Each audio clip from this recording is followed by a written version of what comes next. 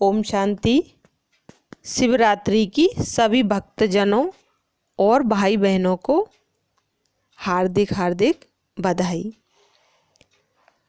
आज हम शिव पार्वती के विवाह की एक कहानी सुनेंगे और उसका आध्यात्मिक रहस्य भी जानेंगे। तो सुनते हैं कहानी। यह कहानी है शिव और पार्वती की।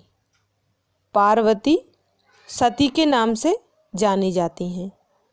मान्यता यह है कि सती देवताओं के प्रमुख प्रजापति की छोटी पुत्री थीं। पिता के ना चाहते हुए भी वह शिव से ही विवाह करना चाहती थीं।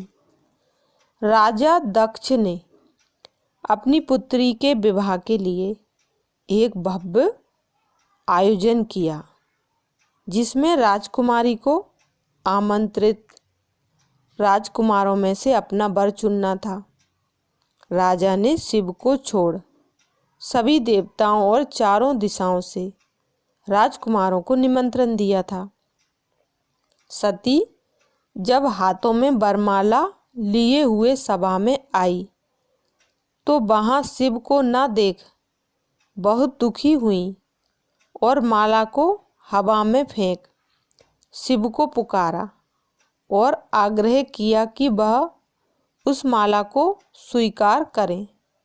शिवजी ने उनकी पुकार सुन जयमाला को स्वीकार कर लिया।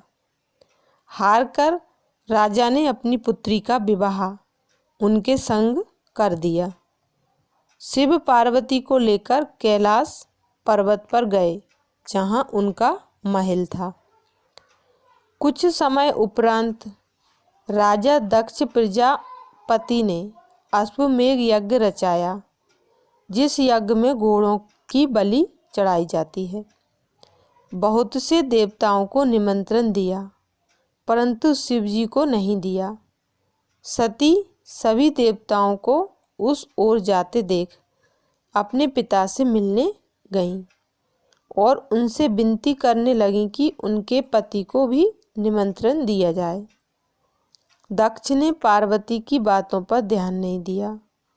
सती उसी यज्ञ अग्नि में कूद गई और अपने को स्वाहा कर दिया। उसके बाद सती ने पर्वतराज हिमवन के यहाँ पार्वती के रूप में पुनः जन्म लिया और बाद में शिवजी से विवाह भी किया। इसीलिए उन्हें हिमावती पार्वती देवी उमा अर्थात हिमालय की देवी के नाम से भी जाना जाता है। बताते हैं कि पार्वती जी बाल्यकाल से ही घोर तपस्या करने लगीं, जिससे कि वह शिव जी को पुनः पति के रूप में प्राप्त कर सकें। अंत में शिव जी उनकी तपस्या से प्रसन्न हुए और उनकी इच्छा मान ली। प्रजापिता ब्रह्मा ने इस विवाह समारोह का आयोजन किया। विवाह में सभी प्रकार के लोगों को निमंत्रण दिया गया। देवता गण भी आए तो दानव भी आए। अंधे बहरे लूले लंगड़े कुब्जाएं आदि सारे संसार के लोग इस विवाह समारोह में एकत्रित हुए। इस कहानी का आध्यात्मिक भाव है, आत्मा और परमात्मा के मिलन में सभी को भाग लेने का मौका दिया जाता है। बाबा ने मुरली में कई बार जिक्र किया है कि तुम ही पार्वतियाँ हो।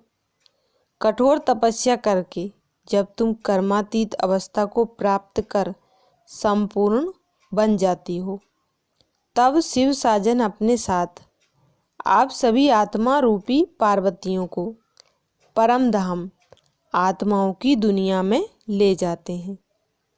सभी नंबरवार पुरुषार्थ अनुसार बाराती बन भगवान के साथ घर वापस जाते हैं। जो पढ़ाई के आधार से पास विद ऑनर बनते हैं, वह उनके समीप रहेंगे। जो पास होते हैं वे पीछे और जो फेल हो जाते हैं वे बारात में सबसे पीछे आते हैं। अर्थात बाबा हमें कहानी व कहावतों द्वारा शिक्षाएं देते हैं। तो मुरली की और कहानियाँ प्राप्त करने के लिए चैनल को सब्सक्राइब करें। ओम शांति।